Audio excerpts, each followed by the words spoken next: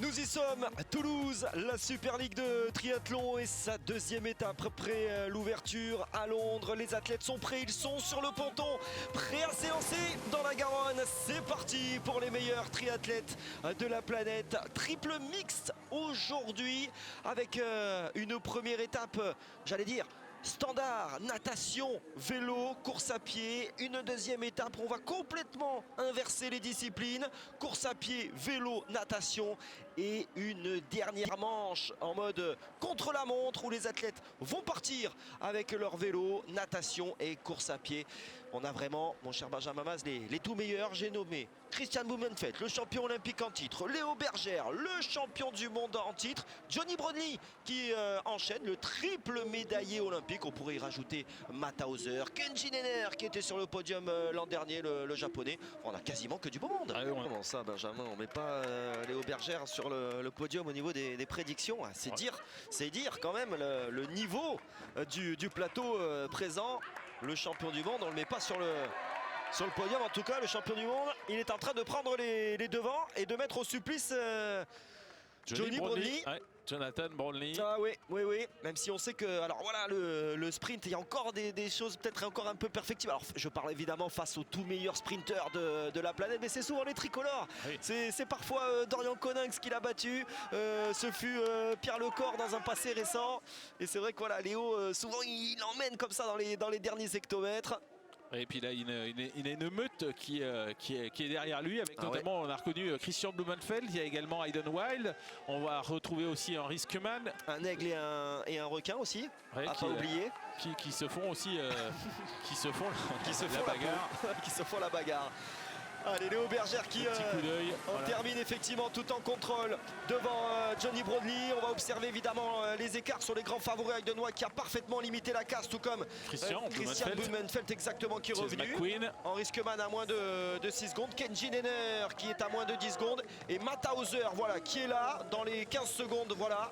Donc là, tous les grands favoris sont présents. Là, Léo avait pris quelques secondes d'avance sur Hayden Wilde, alors vraiment pas beaucoup sur la première étape. Là pour l'instant c'est Hayden Wilde qui a 7 secondes d'avance. Donc voilà, c'est aussi rester au plus près du Néo-Zélandais et peut-être encore partir devant le Néo-Zélandais sur la troisième et dernière manche. Et puis là il sait que sur la partie natation il peut aussi encore grappiller quelques secondes sur Hayden Wilde, voilà, avec toujours le public français là qui soutient le champion du monde, troisième champion du monde de l'histoire en France, après Olivier Marceau et Vincent Louis.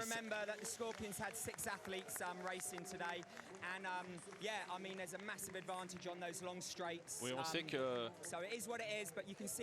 on a l'équipe des Scorpions qui a 6 athlètes, donc c'est un avantage assez important. Voilà, il sera là pour la suite de la série, Léo. Et puis vous n'êtes pas champion olympique pour rien, donc vous avez un niveau assez incroyable pour les Eagles, pour Christian Blumenfeld. Là c'est sûr que Tim Don, il a une équipe vraiment, une équipe taillée taille patron, avec malheureusement même Matt Hauser qui est un petit peu embêté par ce Covid. Hop. Alors, là là. Je pense que le vélo par terre ça va, parce que les capitaines peuvent prendre. Ah non, attention, par contre, pour la natation, il faut aller jusqu'au bout. Aller faire le tour. Voilà. Il a pas été très vigilant. L'ami Hayden Wilde là-dessus, beaucoup plus propre du côté de Léo Bergère. Du coup, il aura récupéré quelques dixièmes déjà sur le Néo-Zélandais. Léo qui se met à l'eau. Allez, qui n'est pas loin. 6 secondes. C'est parfait. Et il peut grappiller encore quelques secondes. Johnny Brownlee qui a perdu quand même quelques secondes sur la tête de course. Ça se pousse fort pour aller plonger dans la Garonne. Ça se mérite d'y aller. Il y en a qui sont un peu plus déterminés que d'autres, surtout à reprendre du temps sur cet homme, Hayden Wilde. Oh, Léo qui est en train de faire l'effort. Voilà, c'est sans surprise Léo Bergère qui bénéficiera du short shoot pour les Eagles, sans surprise, mais c'était il fallait montrer que exactement. Il avait ce leadership au sein de son équipe, parce qu'il y a du beau monde. Allez, ça va se jouer au sprint. Léo Bergère qui va prendre quelques... rien du tout, vraiment, là, pour le coup, entre Hayden Wilde et Léo Bergère. Il y aura à peine, peut-être 2 secondes, 3 secondes. Wilde à 1 seconde. Voilà, Léo Bergère à 3 secondes. Bien revenu également pour Johnny Brownlee. Henri Schumann. Mathauser qui semblait quand même plutôt mieux. Bloomy, par contre, Christian Blumenfeld qui va perdre 13 secondes sur Rieder, mais qui va se retrouver à 15 secondes et voire même à 12 secondes de Léo Bergère. On avait, oui. Alors, est-ce qu'il reste qu'un tour ou pas? Parce qu'effectivement, on a entendu la cloche tout à l'heure. Et ils étaient dans le dernier tour. Énorme erreur d'Aidenwald. Pourtant la cloche a retenti tout à l'heure. La cloche a retenti lors de leur dernier passage. Aidenwald aurait dû l'entendre. Mais moi j'ai été étonné parce qu'effectivement je pensais qu'ils étaient dans leur avant-dernier tour. Ils étaient dans leur dernier tour. Et alors là pour le coup effectivement vous voyez la lucidité, c'est important de maîtriser. Alors c'était peut-être une dédicace à Vincent Louis que faisait Aidenwald. C'était la Leeds, un clin d'œil sur Leeds, voilà, où Vincent avait fait un tout droit, lui aussi dans les barrières. Dans les barrières et sur cette course il avait terminé deuxième d'ailleurs. Léo Bergère derrière Aidenwald, et là c'est sûr qu'Aidenwald il doit être fin fou, alors que Léo il a bénéficié là des encouragements d'Angelica Olmo, son ami là, qui est sur le côté. On est ravis de la revoir en forme également, hein, Angelica. Oui. Elle qui a été hospitalisée pour la maladie de Lyme, dont elle souffrait depuis plusieurs mois. Mais ouais, Léo qui oui, pas d'inquiétude pour cette cheville droite qui tout à l'heure avait un peu glissé. Un peu glissé, ouais. Au moins elle semble ne pas avoir tourné. Oui. Tant mieux, encore une fois, hein, parce qu'encore les enjeux sont énormes sur la fin de saison. Allez, Aiden. Lui qui est en 4e place du classement provisoire au championnat du monde. Dorian Konak 5e, mais surtout au-delà de tout ça, ce qu'il vise Léo, c'est la plus grosse performance possible sur cette course, sur cette grande finale où il aura à cœur, lui comme Pierre Lecor, d'aller chercher le précieux sésame pour les Jeux Olympiques de Paris 2024. Il faut pour cela terminer sur le podium de cette grande finale. On voit bien qu'il s'arrache, Johnny Brownlee. Oh oui, il a bien envie d'aller l'enlever cette victoire. Il n'a pas envie de se contenter d'une deuxième place. La semaine dernière, dans les rues de Londres, c'est Alexier qui s'est imposé devant le triple médaillé olympique.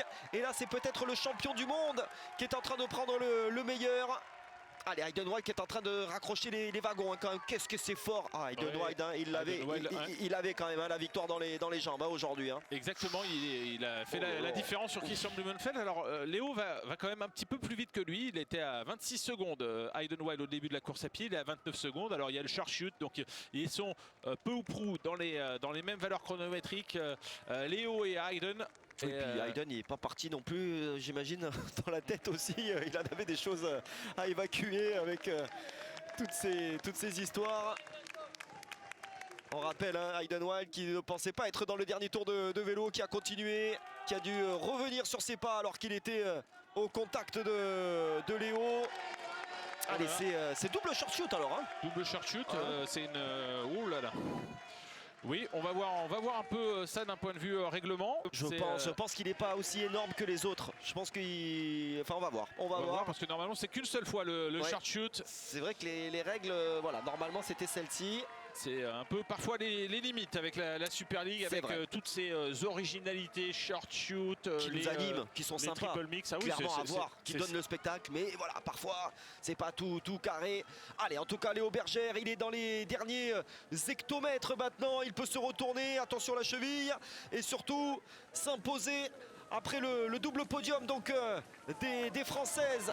La deuxième place de Léonie Perriot, la troisième d'Emma Lombardi. C'est la victoire sur le plateau masculin. Superbe champion du monde, Léo Bergère qui vient s'imposer devant son public et qui remporte cette Super League de Toulouse.